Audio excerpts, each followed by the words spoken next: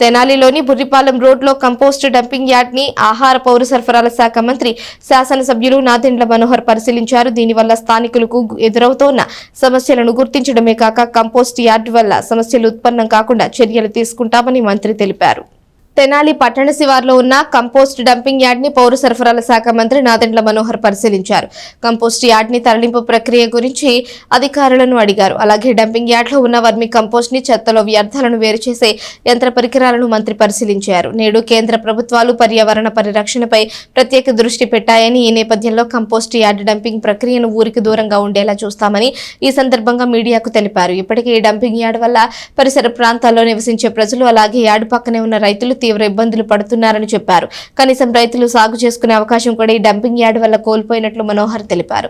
అలాగే పట్టణంలో పారిశుద్ధ్య పరిరక్షణ కార్యక్రమాన్ని విస్తృతం చేస్తామని చెబుతూ ప్రస్తుతం తడి చెత్త, పొడి చెత్త వేరు చేసి ఇచ్చే దానిలో ప్రజలు పూర్తిగా తమ సహకారాన్ని అందించకపోవడం వల్ల 33% మాత్రమే తడి చెత్త, పొడి చెత్త కార్యక్రమం జరుగుతుందని అధికారులు చెప్పారని మంత్రి తెలియజేశారు. డంపింగ్ యార్డ్ ను తరలించే ప్రక్రియ చేస్తున్నట్లు చెప్పారు. డంపింగ్ యార్డ్ నుంచి వ్యర్థాలని 3,20,00,000తో తరలింపు ప్రక్రియ జరుగుతోందని మంత్రి నాదెండ్ల మనోహర్ చెప్పారు. ఈ కార్యక్రమంలో municipal chairperson Tadiboina Radhika, municipal commissioner Bandi Seshanna, assistant commissioner Lakshmipathi, engineering అధికారులు, టౌన్ ప్లానింగ్ అధికారులు, పలువురు నాయకులు పాల్గొన్నారు. దాదాపు 50 సంవత్సరాల క్రితం తీసుకున్న ఈ డంపింగ్ యార్డ్ని అనేక సందర్భాల్లో గతంలో నేను శాసనసభ్యుడిగా ఉన్నప్పుడు, సభాపతిగా ఉన్నప్పుడు కూడా సందర్శించి ఒక ప్రణాళికబద్ధంగా ఆ రోజుల్లో క్లియర్ చేసేవాళ్ళం. అయితే అప్పటికిప్పటికీ చట్టాలు బాగా మారినాయి. పర్యావరణం దృష్టిలో పెట్టుకుని కేంద్ర రాష్ట్ర ప్రభుత్వాలు స్థానిక సంస్థలకి కావాల్సిన నిధులు కూడా, ఎందుకంటే అంతిమంగా మనం పరిశుభ్రత పైన మనం ఎక్కువగా మనం కేటాయించకపోతే ప్రజలకి మెరుగైన ఆరోగ్యం, మెరుగైన సదుపాయాలు కల్పించడానికి కొంచెం ఇబ్బందికరంగా ఉంటుంది. ఈ ప్రాంతంలో ఈ డంపింగ్ యార్డ్ వలన అసలు ఏ మాత్రం కూడా డెవలప్మెంట్ జరగలేదు. అంటే ప్రతిరోజు ఈ విధంగా పొగరావడం, ప్రతిరోజు ఇక్కడే తెనాలి నగరం మరియు చుట్టుపక్కల నుంచి కూడా చెత్త సేకరణ చేసిన తర్వాత ఇక్కడికి సరైన రీతిలో చెత్త సేకరణ కాకపోవడం కూడా ఒక సమస్య.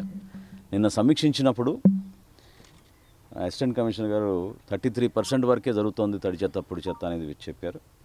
సో ఒక మన సిబ్బందిలో కూడా మార్పు వచ్చి చైతన్యం తీసుకొచ్చే విధంగా మే నెలాఖరికల్లా స్వచ్ఛాంధ్ర మేము మే 17వ తారీఖున నిర్వహించాలనుకున్నాం.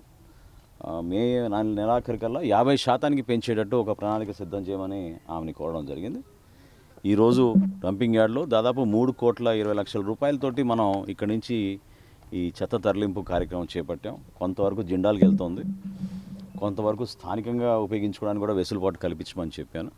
ఎందుకంటే కేవలం పైన ఉన్న సర్ఫేసే కాకుండా మనం కనీసం 3 ఫీట్లు తవ్వే విధంగా ఒక ప్రణాళిక సిద్ధం చేయమని నేను కమిషనర్ గారిని కోరడం జరిగింది. దానికి కావాల్సిన నిధులు కానివ్వండి, మేము అందించాల్సిన సహాయం కానివ్వండి, చైర్పర్సన్ గారు కూడా సిద్ధంగా ఉన్నారు. సో ఎక్కడ ఇబ్బంది కలగకుండా మున్సిపాలిటీ నుంచి పౌరులందరికీ కూడా మెరుగైన సేవలు అందించడానికి కోసం ఖచ్చితంగా కంకణం కట్టుకుని ముందుకెళ్తాం. ఈ వేసవి కాలంలోనే ఒక మార్పు పారిశుద్ధ్యం విషయంలో తెనాల్లో చేసి చూపిస్తాం. అదేవిధంగా నాకు చాలా బాధాకరణం, పెద్దలు ఇందాక వచ్చారు, రైతులు వాళ్ళకి వాళ్ళకి ఏమాత్రం సంబంధం లేని అంశంలో కూడా వాళ్ళ పొలాలు మన వల్ల నష్టపోవడం, మన మున్సిపాలిటీ వల్ల, మన డంపింగ్ యార్డ్ వలన దాదాపు ఒక 8-10 ఎకరాలు చుట్టుపక్కన అనేక మంది రైతులు వాళ్ళ ఉపాధి కానివ్వండి, వాళ్ళకి రావాల్సిన సంవత్సరానికి కొంచెం వచ్చే కౌలు కూడా లేకపోవడం వలన చాలా ఇబ్బందులు ఉన్నారు. చాలా పొరపాటు అది. సో ఈ వేసవి కాలంలో మాట ఇచ్చాను పెద్దానికి, ఎట్టి పరిస్థితుల్లో కూడా మేము పరిసర ప్రాంతాలు కూడా క్లీనప్ చేసి ఎప్పుడైతే ఈ పిట్స్ డిగప్ చేస్తామో వాటర్ కూడా అటు సీపేజ్ కాకుండా చూసుకోవడానికి ఒక ప్రణాళిక సిద్ధం చేసుకుంటాం. ఫ్యూచర్లో వారికి కూడా మా మున్సిపాలిటీ తరఫున మేము అందరం క్షమించమని కోరుతున్నాం. పొరపాటు అది, ఎందుకంటే వాళ్ళ పొలాల్లోకి ఆ విధంగా ఇబ్బంది కలిగే పరిస్థితి రాకూడదు. కొంచెం సమయం ఇస్తే తప్పకుండా ఆ మార్పు తీసుకొచ్చి